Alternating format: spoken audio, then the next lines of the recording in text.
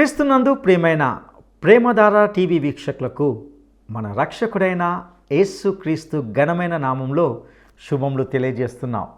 గత కొంతకాలంగా మనము నిర్గమకాండాన్ని ధ్యానిస్తున్నాం.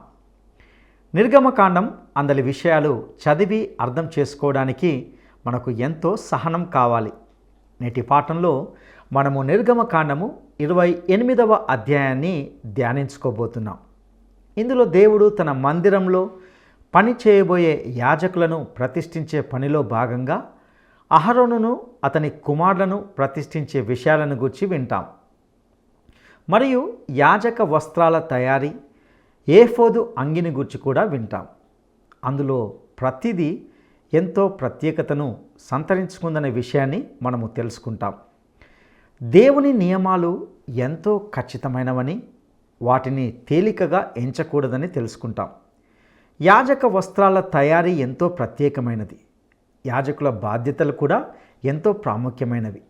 ఆ రోజుల్లో యాజకులు ఊరీము తుమ్మీముల ద్వారా దేవుని చిత్తాన్ని తెలుసుకోగలిగేవారు.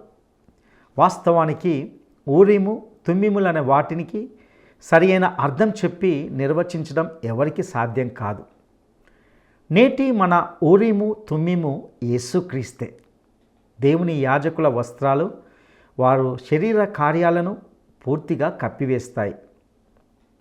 వారి వస్త్రాలు ప్రత్యేకమై ఉన్నట్లే వారి జీవితాలు కూడా ప్రత్యేకంగా ఉండాలి.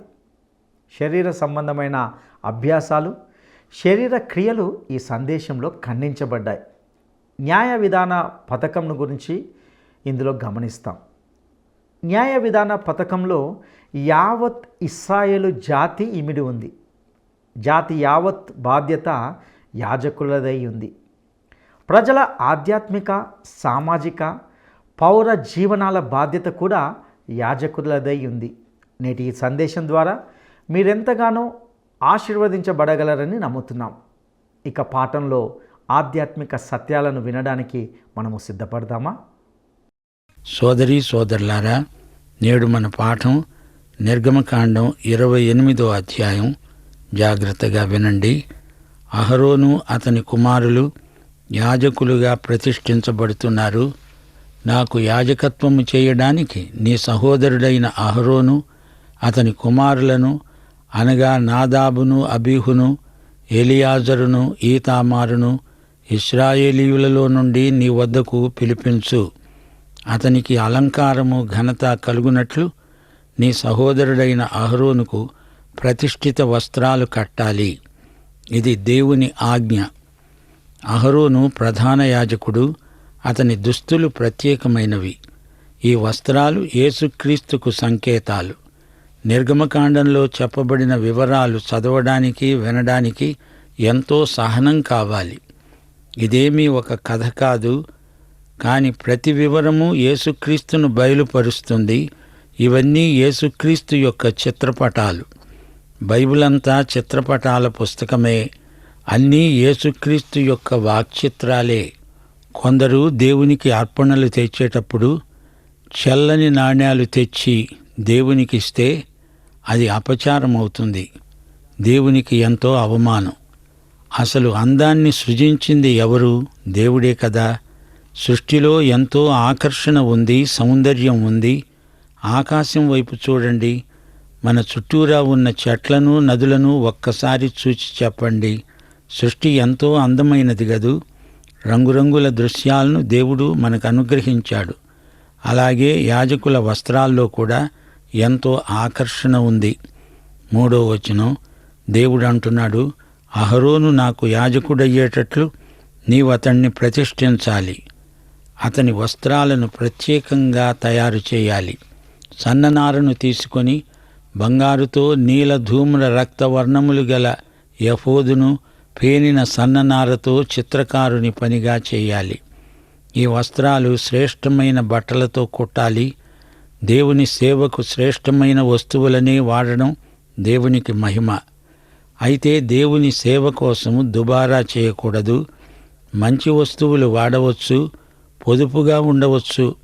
ఏది ఏమైనా జ్ఞాన వివేకములు కలిగి దేవుని కోసం ఖర్చు చేయాలి. సేవ కోసమై అనేకులు కానుకలిస్తారు. వాటిని బాధ్యత నెరిగి వ్యయం చేయాలి. అయితే ఒక సంగతి మర్చిపోకూడదు, దేవునికి వాడే వస్తువులు శ్రేష్టమైనవి. నాసిరకం వస్తువులు వాడకూడదు. ఏ సామగ్రి కావలసి వచ్చినా, ఏ పని చేసినా ఉన్నత ప్రమాణాలు పాటించాలి. మలాకి 3:8 మీ హృదయాలపై ఈ వచనాన్ని ముద్రించుకోవాలని కోరుతున్నాము. మానవుడు దేవుని వద్ద దొంగిలుతాడా? అయితే మీరు నా వద్ద దొంగిలించారు. దేని విషయములో మేము నీ వద్ద దొంగిలించాము అని మీరు అడుగుతారా? 10వ భాగమును ప్రతిష్ఠితార్పణలను ఇయ్యక దొంగిలించారు. దేవుని దృష్టిలో దొంగలు అవడం ఎంత హేయం! మోషే కాలంలో దేవుడిది దొంగిలించే దొంగలు ఉండేవారు. ఇప్పుడు కూడా అలాంటి దొంగలున్నారు. జాగ్రత్త. ఇప్పుడు ఎఫోదు అంగీని గూర్చి వినండి. 2 అంచులయందు కూర్చబడే 2 భుజఖండాలు దానికుండాలి. ఆ విధంగా అది సమకూర్చబడాలి. అతని 2 భుజాల మీద ఇశ్రాయేలు 12 గోత్రాల పేర్లు రాసి ఉంటాయి. ఇదే ప్రధాన యాజకుని బాధ్యత. ఇదే అతని బలం. హెబ్రీ పత్రిక 7:25 యేసు తన ద్వారా దేవుని వద్దకు వచ్చే వారి పక్షమున విజ్ఞాపనము చేయడానికి నిరంతరము జీవిస్తున్నాడు గనుక వారిని సంపూర్ణముగా రక్షించడానికి శక్తిమంతుడై ఉన్నాడు. యేసు మనల్ని రక్షించడానికి సమర్థుడు, శక్తిమంతుడు, బలపరాక్రమములు గలవాడు. సోదరీ సోదరులారా, యేసు ప్రభువు గొర్రెను గురించి చెప్పిన ఉపమానం మీకు జ్ఞాపకముందా? లూకాసు వార్త 15:1-7 వరకు. 100 గొర్రెలున్నాయి. వాటిలో ఒకటి తప్పిపోయింది. అతడు 99 విడిచిపెట్టి తప్పిపోయింది దొరికే వరకు దానిని వెదకటానికి వెళ్ళడా? అది దొరికినప్పుడు సంతోషముతో దాన్ని తన భుజాల మీద వేసుకొని ఇంటికి వచ్చి తన స్నేహితులను, పొరుగువారిని పిలిచి, మీరు నాతో కూడా సంతోషించండి, తప్పిపోయిన నా గొర్రె దొరికింది అని వారితో చెప్తాడు గదా. అలాగే మారు మనస్సు అక్కరలేని 99 నీతిమంతుల విషయము కలిగే సంతోషము కంటే మారు మనస్సు పొందే ఒక్క పాపి విషయమై పరలోకములో ఎక్కువ సంతోషం కలుగుతుంది. నేను యేసుకు దొరికిన గొర్రెను. ఆయన నన్ను కనుగొని భుజము మీద ఎక్కించుకుని వెళ్తాడు. అప్పుడప్పుడు పారిపోవడానికి గొర్రె ప్రయత్నం చేస్తుంది, కానీ ఆయన ఒక్క గొర్రెను కూడా పోగొట్టుకోవడానికి ఇష్టపడడు. యేసుక్రీస్తు మన ప్రధాన యాజకుడు. ఆయన మనందరినీ తన భుజాల మీద మోస్తున్నాడు. 11 ముద్ర మీద చెక్కబడిన వాటి వలె చెక్కెడి వాని పనిగా ఆ 2 రత్నముల మీద ఇశ్రాయేలీయుల పేర్లను చెక్కి బంగారు జవలలో వాటిని పొదగాలి. అప్పుడు ఇశ్రాయేలీయులకు జ్ఞాపకార్థమైన రత్నములనుగా ఆ 2 రత్నాలను ఎఫోదు భుజముల మీద ఉంచాలి. ఆ విధంగా జ్ఞాపకం కోసం అహరోను తన 2 భుజాల మీద యెహోవా సన్నిధిలో వారి పేర్లను భరిస్తాడు. మేలిమి బంగారుతో 2 గొలుసులను చెయ్యాలి. సూత్రముల వలె అల్లిక పనిగా వాటిని చేసి అల్లిన గొలుసులను ఆ జవలకు తగిలించాలి. చిత్రకారుని పనిగా న్యాయ విధాన పథకం చెయ్యాలి. ఎఫోదు పనిలాగే దానిని చెయ్యాలి.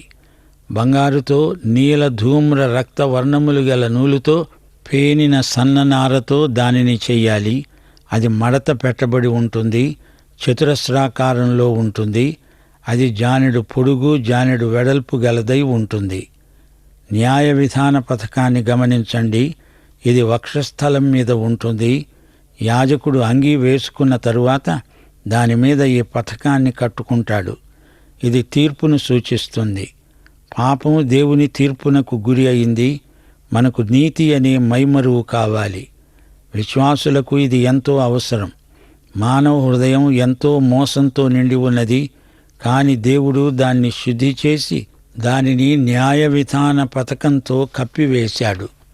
గమనించాలి, పాపమనేది సృష్టిలోని అందాన్ని పాడు చేస్తుంది.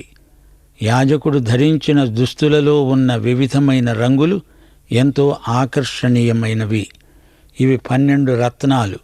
ప్రధాన యాజకుడు న్యాయ విధాన పథకాన్ని ధరించి దేవుని సన్నిధిలోనికి వెళ్ళినప్పుడు అతడు యేసుక్రీస్తుకు ముందు గుర్తుగా ఉన్నాడు. యేసుక్రీస్తు ఇప్పుడు పరలోకంలో అతి పరిశుద్ధ స్థలంలో దేవుని కుడిపార్శ్వాన ఉన్నాడు. మన కోసమై విజ్ఞాపన చేస్తున్నాడు. మనలను తన భుజాల మీద మోస్తున్నాడు. భుజం బలానికి సామర్థ్యానికి సంకేతం. ఆయన మనలను తన వక్షస్థలం మీద పెట్టుకున్నాడు.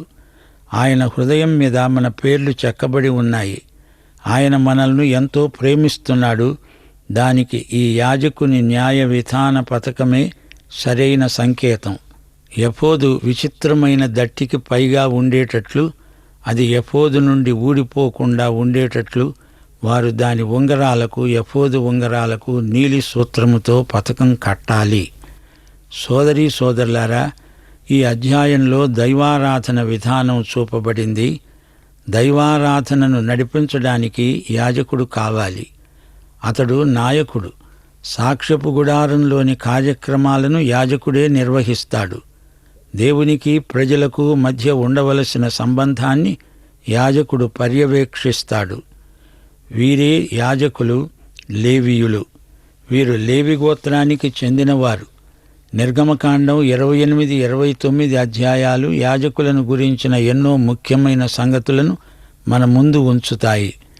యాజకుడు లేవి గోత్రికుడై ఉండడమే కాదు, అతడు అహరోను వంశీకుడై ఉండాలి.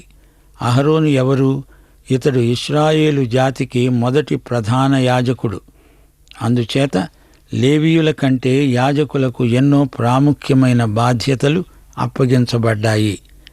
ప్రధాన యాజకుడుగా అహరోను యాజకులందరికీ నాయకుడు. అలాగే లేవీయులందరికీ కూడా అహరోనే నాయకుడు. ప్రధాన యాజకుడు అవ్వాలంటే అహరోను కుమారులలో లేక సంతతిలో నుండి వచ్చిన వాడై ఉండాలి. యాజకులు ప్రతిరోజు జరిగే బలి కార్యక్రమాలను నిర్వహిస్తారు. సాక్ష్యపు గుడారాన్ని క్రమంలో ఉంచుతారు. ఆధ్యాత్మిక విషయాలలో ప్రజలను సంప్రదిస్తారు. దేవుని సన్నిధిలో యాజకులు ప్రజాప్రతినిధులు. అందుచేత యాజకుల వ్యక్తిగత జీవితం ఆదర్శప్రాయంగా ఉండాలి. హెబ్రీ పత్రిక 8వ అధ్యాయం ప్రకారం యేసుక్రీస్తు ఇప్పుడు మన ప్రధాన యాజకుడు. ఈ రోజున మనము బలులు అర్పించనక్కర్లేదు. ఎందుకనగా యేసుక్రీస్తు మనందరి పాపాలను బట్టి తానే శిలువ మీద బలియాగమయ్యాడు.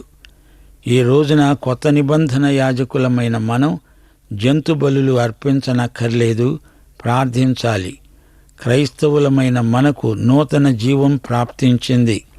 మనకు ఆత్మ సంబంధమైన ప్రతి ఆశీర్వాదము లభించింది. యాజకుడు తన వక్షస్థలముపై ఇశ్రాయేలీయుల పేర్లన్నీ, గోత్రకర్తల పేర్లు భరిస్తాడు. సోదరీ సోదరులారా, ఊరీము తుమ్మీములను గురించి వివరించాలంటే అది అసాధ్యం.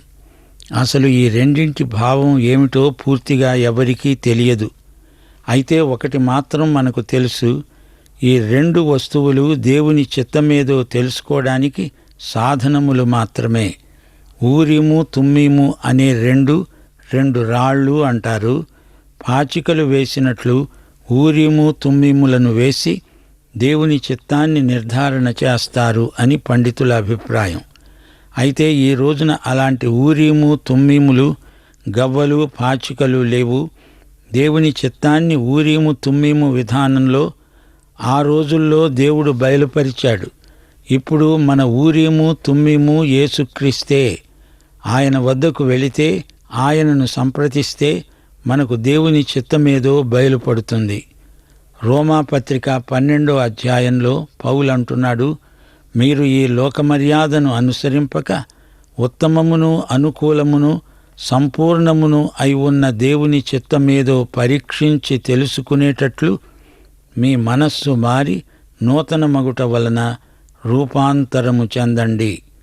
ఎఫోదును గురించి మరికొన్ని మాటలు చెప్పబడ్డాయి. 31వ వచనం, ఎఫోదు నిలువుటంగీని కేవలము నీలి దారంతో కుట్టాలి. దాని నడుమ తలదూరడానికి రంధ్రం ఉండాలి. అది చినగకుండా కంఠ కవచ రంధ్రము వలె దాని రంధ్రము చుట్టూ నేత పని అయిన గోటు ఉండాలి. యాజకుడు తన ప్రత్యేకతను కనపరుచుకుంటాడు. అలాగే మన ప్రధాన యాజకుడైన యేసుక్రీస్తు యొక్క మహిమ సౌందర్యం ప్రత్యేకమైనది. యేసు మహాపవిత్రుడు, ఎట్టి మాలిన్యము లేనివాడు, పాపులలో చేరక ప్రత్యేకమైనవాడు. ఆయన మన కోసం చనిపోయాడు. రక్షిత ప్రజలమైన మన కోసం పరలోకంలో విజ్ఞాపన చేస్తున్నాడు. సన్ననారతో చొక్కా బుట్టాపనిగా చేయాలి, సన్ననారతో పాగాను చెయ్యాలి. దట్టీని బుట్టాపనిగా చెయ్యాలి. అహరోను కుమారులకు చొక్కాలు కుట్టాలి, వారికి దట్టీలను చెయ్యాలి. వారికి అలంకారము ఘనత కలిగేటట్లు కుళ్ళాయిలను తయారు చేయాలి. దేవుడు అంటున్నాడు, మోషే, నీవు నీ సహోదరుడైన అహరోనుకు అతని కుమారులకు వాటిని తొడిగించాలి.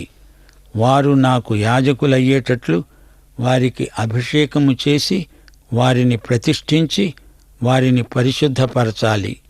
వారి దిగంబరత్వాన్ని కప్పుకోవడానికి నీవు వారికి నార లాగులను కుట్టాలి. వారు ప్రత్యక్షపు గుడారములోకి ప్రవేశించేటప్పుడు గాని, పరిశుద్ధ స్థలంలో సేవ చేయడానికి బలిపీఠాన్ని సమీపించేటప్పుడు గాని వారు దోషులై చావకుండా ఉండాలంటే అది అహరోను మీద, అతని కుమారుల మీద ఉండాలి. ఇది అతనికి, అతని తరువాత అతని సంతతికి నిత్యమైన కట్టడ. ప్రియ సోదరీ సోదరులారా, ఆయన సేవకులు దిగంబరులై ఉండకూడదు. దిగంబరత్వం అవమానం, దేవుని సన్నిధిలో అది అపచారం. శరీరాన్ని నగ్నంగా ప్రదర్శించకూడదు, అది అసభ్యం. యాజకుల దుస్తులు వారి శరీర కార్యాలను పూర్తిగా కప్పివేస్తాయి. శరీర కార్యాలు స్పష్టమై ఉన్నవి. అవేవనగా జారత్వము, అపవిత్రత, కాముకత్వము, విగ్రహారాధన, అభిచారము, ద్వేషములు, కలహము, మత్సరములు, క్రోధములు, కక్షలు, భేదములు, విమతములు, అసూయలు, మత్తతలు, అల్లరితో కూడిన ఆటపాటలు. ఇటివి చేసేవారు దేవుని రాజ్యమును స్వతంత్రించుకొనరు. దావీదు మహారాజు 99వ కీర్తనలో 6వ వచనంలో అన్నాడు, ఆయన యాజకులలో మోషే, అహరోనులున్నారు. ఆయన నామమును బట్టి ప్రార్థన చేసే వారిలో సమూయేలు ఉన్నాడు. వారు యెహోవాకు మొర్రపెట్టగా ఆయన వారికి ఉత్తరమిచ్చాడు. చూచారా, మోషే, అహరోనులు గొప్ప యాజకులు. అలాగే సమూయేలు గొప్ప ప్రార్థన వీరుడు. మనమంతా కొత్త నిబంధన యాజకులం. మనం ఆరోహణమై పరలోకానికి వెళ్ళినప్పుడు మనకు ప్రతినిధిగా దేవుని సన్నిధిలో ప్రధాన యాజకుడు పరిచర్య చేస్తున్నాడు. మనకు పరలోకంలో ఒక ప్రతినిధి ఉన్నాడు. ఆయనే ప్రభువైన యేసుక్రీస్తు. దేవునికి స్తోత్రం. యాజకుల దుస్తులు దేవుని మహిమకు, సౌందర్యానికి ప్రతిబింబములు. యాజకులు దేవునికి ప్రతినిధులు. పాత నిబంధనలో సాక్ష్యపు గుడార నిర్మాణంలో ప్రత్యేక సామర్థ్యము, నేర్పుగల వారిని దేవుడు వాడుకున్నాడు. ఆత్మ నింపుదల వల్ల సేవా సామర్థ్యం హెచ్చుతుంది. పరిశుద్ధాత్మ సేవలో ఆకర్షణను, అందాన్ని సంతరిస్తాడు. దేవుని ఆరాధనలో మాత్రమే కాదు, సేవలో కూడా పరిశుద్ధాత్మ నింపుదల గొప్ప ఆకర్షణ. సాక్ష్యపు గుడారం నిర్మించడానికి రకరకాల పనివారు కావలసి వచ్చింది. న్యాయ విధాన పథకం విచిత్రమైన వస్తువు. ఇది తీర్పును సూచించే మైమరువు. దేవుని ఎదుట జాతి యొక్క మనుగడకు అహరోనే బాధ్యుడు. న్యాయ విధాన పథకంలో ఇశ్రాయేలు జాతి అంతా ఇమిడి ఉంది. ఈ న్యాయ విధాన పథకం ఎఫోదులో ఒక భాగం. ఊరీము, తుమ్మీము ఒక చిన్న అరలో ఇమడ్చబడి ఉన్నాయి. దేవుని చిత్తాన్ని నిర్ధారణ చేసేటందుకు ఊరీము, తుమ్మీము సాధనములై యాజకునికి ఉపకరిస్తాయి. ఊరీము, తుమ్మీము అహరోను వక్షస్థలంపై ఉన్నాయి. ఇశ్రాయేలు జాతిపైకి తీర్పు రాకుండా అహరోను దేవునికి, ప్రజలకు మధ్య నిలిచి ఉన్నాడు. గమనించండి, ఊరీము అనగా వెలుగు, మంట, అగ్ని. ఊరీము ప్రకాశింపచేస్తుంది. ముగింపులో ఎఫోదు వస్త్రాన్ని గురించి 2 మాటలు చెప్పాలి. వస్త్రపు అంచున దానిమ్మ పండ్లు ఉంటాయి, వాటి మధ్య బంగారు గంటలు మోగుతాయి. యాజకుని పై వస్త్రము ఎంతో ముఖ్యమైనది. ఈ వస్త్రము కిందికి పాదాల వరకు జీరాడుతూ ఉంటుంది. పరిచర్య జరిగినంతసేపు గంటలు మోగుతూనే ఉండాలి. బంగారు రేకు మీద యెహోవా పరిశుద్ధుడు, ఆయనకు ప్రతిష్ఠితము అని చెక్కబడి ఉంటుంది. ఆ రేకును యాజకుని పాగాపై పెట్టి కట్టుతారు. అలాగే మన మీద కూడా దేవుడు ఇదే నినాదాన్ని చెక్కి ఉంచాడు. యేసుక్రీస్తు పరిశుద్ధుడు, ఈ శరీరం ఆయనకు ప్రతిష్ఠితం. మన శరీరములను సజీవయాగముగా సమర్పించాలని దేవుడు కోరుతున్నాడు. ఇది మనకు సరిపోయే సేవ. ఇది నిరంతర రూపాంతర దర్శనం. ఇది దినదినము మనలో స్పష్టంగా కనిపించవలసిన మార్పు. మరొకసారి చెప్తున్నాము, ఈ రోజున దేవునికి ఎన్నెన్నో వస్తువులను ప్రతిష్ఠ చేస్తున్నారు. అయితే వ్యక్తిగతంగా ప్రతి ఒక్కరూ తమను తాము దేవునికి ప్రతిష్ఠించుకోవాలి. సంఘాలు కానీ వ్యక్తిగత క్రైస్తవులు కానీ తమ ప్రభువులాగే నశించిన దానిని వెదకి రక్షించాలి. మనము మన ప్రభువులాగే పరిశుద్ధులమైతే మన ఉద్దేశ్యాలు, పద్ధతులు కూడా పవిత్రమై ఉంటాయి. పాఠం ఇంతటితో ముగిస్తాము. మన ప్రభు అయిన యేసుక్రీస్తు వారి కృప, తండ్రి అయిన దేవుని ప్రేమ, పరిశుద్ధాత్మ యొక్క అన్యోన్య సహవాసము మనకందరికీ నిత్యత్వము పర్యంతము తోడై ఉండునుగాక. ఆమేన్. ప్రియులరా, ఇంతవరకు విన్న సందేశం, అందలి సత్యాలు మీ హృదయాలపై ముద్రించబడ్డాయని విశ్వసిస్తున్నాం. పాత నిబంధనలోని మందిరం అనగా ప్రత్యక్ష గుడారము, అందలి ప్రతి వస్తువు ప్రభు అయిన యేసుక్రీస్తు వైపే చూపిస్తున్నాయని మనము ఇప్పటికే అనేక పర్యాయాలు విన్నాం. ఆయనే మన ప్రధాన యాజకుడు. మన యాజకుడైన యేసుక్రీస్తు మనలను ఏ విధంగా భరించి కాపాడుతున్నాడో తెలుసుకున్నాం. అహరోను తన 2 భుజాలపై ఇశ్రాయేలు 12 గోత్రాలైన తన ప్రజలను కాపాడుతూ భరిస్తూ ఉన్నాడు. మన ప్రధాన యాజకుడు ప్రభు అయిన యేసు మన కోసం ప్రార్థిస్తూ ఉన్నాడు. నేటి విశ్వాసులైన మనమంతా దేవునికి యాజకులమయ్యాం. నేటి విశ్వాసులమైన మనపై మన ప్రధాన యాజకుడు ఎంతో బాధ్యత ఉంచాడు. నిరంతర రూపాంతర దర్శనంతో మనము మన ప్రభు యొక్క పరిశుద్ధతను, ప్రేమను లోకంలో ప్రతిఫలించాలి.